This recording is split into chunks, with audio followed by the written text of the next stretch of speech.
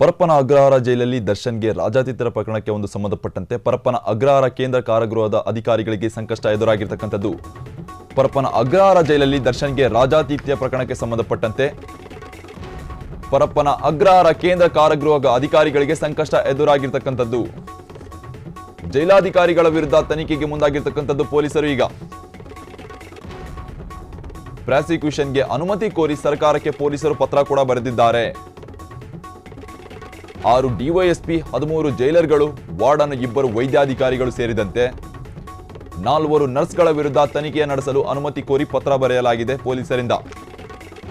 ಗೃಹ ಇಲಾಖೆ ಮತ್ತು ಕಾರಾಗೃಹ ಇಲಾಖೆಗೆ ಪತ್ರ ಬರೆದಿರತಕ್ಕಂಥದ್ದು ಪೊಲೀಸರು.